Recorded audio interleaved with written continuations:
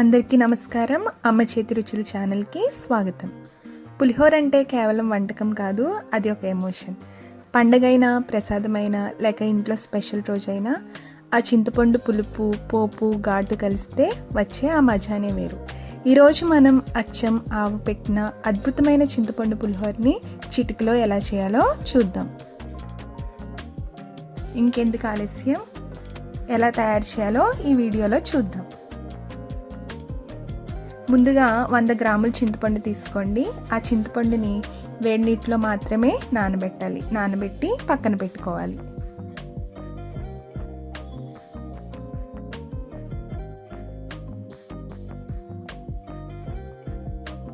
పులిహోరకి రూపం అన్నం అయితే దానికి ప్రాణం పోసేది ఈ తాలింపు మాత్రమే. మరి ఆ తాలింపుని ఎలా తయారు చేయాలో ఇప్పుడు చూద్దాం.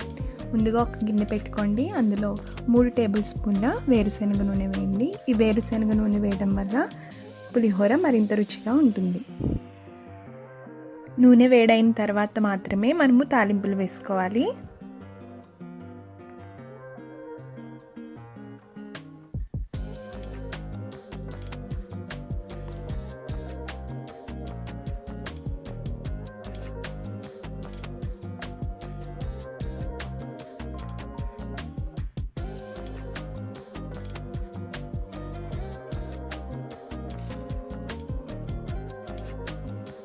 నూనె వేడైన తర్వాత ముందుగా 1 కప్పులో పల్లీలు తీసుకోండి. పల్లీలు తీసుకుని వాటిని నూనెలో వేసుకోవాలి.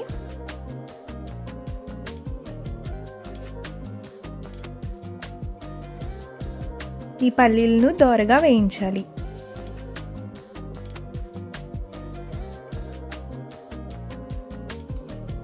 పోపు వేగినంతసేపు కూడా ఫ్లేమ్ని మీడియం ఫ్లేమ్లో పెట్టుకోండి.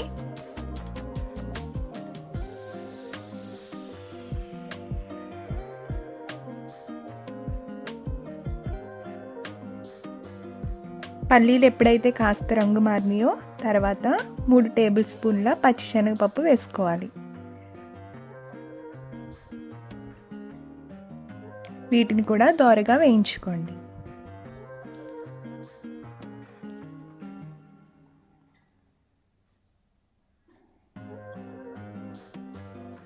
తర్వాత 2 పచ్చిమిర్చిని తీసుకుని ఇలా చీలికల కింద చేసుకుని వాటిని కూడా పోపులో వేసుకోవాలి.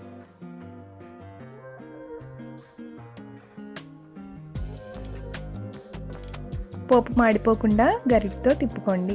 తర్వాత ఒక చిన్న అల్లం తీసుకుని వీడియోలో చూపించిన విధంగా చిన్నగా చేసుకుని వాటిని కూడా పోపులో వేసుకోండి.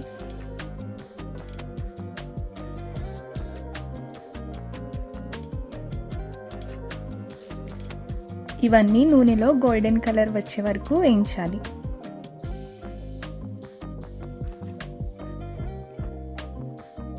తర్వాత 7 నుంచి 8 వరకు ఎండుమిరపకాయలను తీసుకోండి. తర్వాత తాజా కరివేపాకును తీసుకుని వాటిని కూడా నూనెలో వేసి వేయించుకోండి.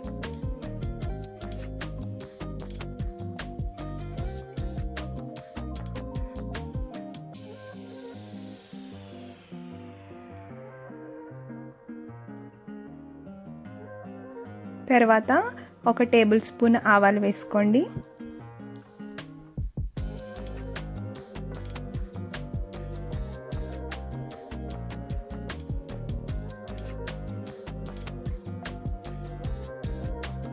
ఈ పోపు మాడిపోకుండా గరిటెతో తిప్పుకుంటూ ఉండండి.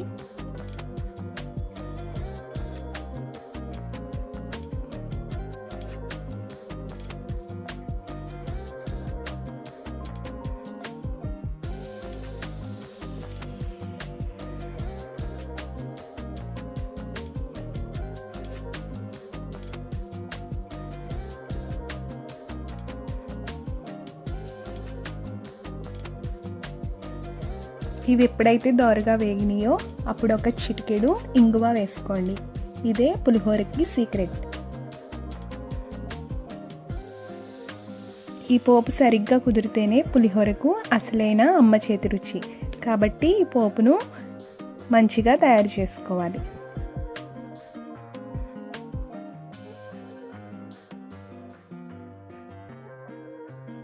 ఇప్పుడు మన వంటలో అత్యంత కీలకమైన ఘట్టం అదే చింతపండు పులుసు ఉడికించడం. పులిహోరకి అసలైన బలం మరియు ఆ గుమగుమలాడే రుచి వచ్చేది ఇక్కడే. ముందుగా చిక్కగా తీసిన చింతపండు రసాన్ని గిన్నెలో వేసి అందులో కాస్త పసుపు, తగినంత ఉప్పు మరియు కొంచెం బెల్లం ముక్క వేయాలి. అలాగే ఇందులోనికి ఒక పచ్చిమిర్చిని, అలాగే సన్నగా తరిగిన అల్లాన్ని వేయాలి. ఈ బెల్లం వేయడం వల్ల పులుపు విరిగి రుచి అద్భుతంగా వస్తుంది. ఇప్పుడు ఈ మిశ్రమాన్ని అలా సన్నని సెగ మీద ఉడికిస్తూ ఉంటే ఆ పులుపు వాసన ఇల్లంతా నిండిపోవాలి. చూడండి, ఆ పులుసు మెల్లమెల్లగా దగ్గర పడుతూ రంగు మారి నూనె పైకి తేలుతుంది. ఈ సమయంలో ఒకసారి ఉప్పు రుచి చూసి ఉప్పు పడితే కనుక వేసుకోండి.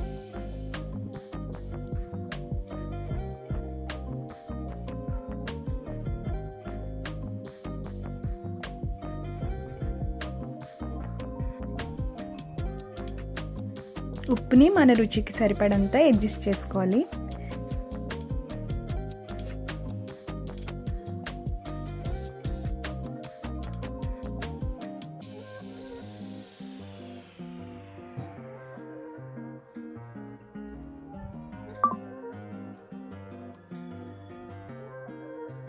ఇలా చింతపండు గుజ్జు నూనెను వదిలినప్పుడే అది పర్ఫెక్ట్గా ఉడికిందని అర్థం.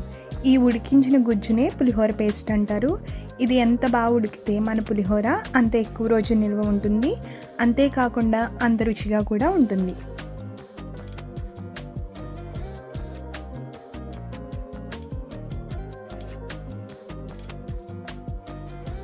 ముందుగా పొడి పొడిగా వండుకున్న అన్నాన్ని ఒక పెద్ద గిన్నెలోనికి తీసుకోవాలి.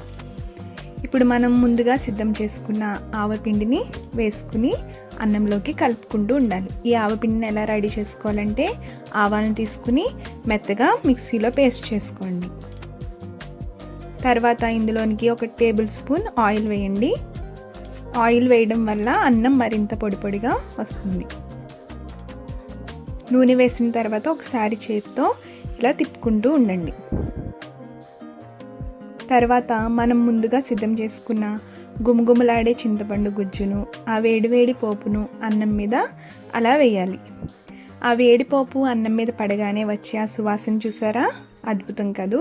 ఇలా వేసిన వెంటనే ఒకసారి చేతితో కలుపుతూ ఉండండి. ఇప్పుడు మెల్లగా ఒక్కొక్క మెతుకు విడిపోకుండా ఆ పులుపు, కారం, ఉప్పు, పసుపు ప్రతి గింజకి పట్టేలా అలా నెమ్మదిగా కలుపుకోవాలి. ఇప్పుడు చూసారా రంగు ఎలా మారిపోయిందో. తెల్లటి అన్నం కాస్త మెల్లమెల్లగా బంగారపు రంగులోనికి మారుతుంది.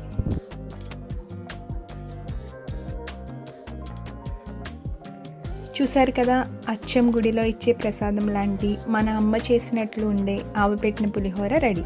ఒక్క ముద్ద తింటే చాలు, ఆ రుచి మీ నాలుకపై అలా నిలిచిపోవాల్సిందే. మరి ఇంకెందుకు ఆలస్యం, మీరు కూడా ఇప్పుడే ట్రై చేయండి, ఆ రుచిని ఎంజాయ్ చేయండి. వీడియో కనుక మీకు నచ్చినట్లయితే అమ్మ చేతి రుచుల ఛానల్ని సబ్స్క్రైబ్ చేసుకోండి.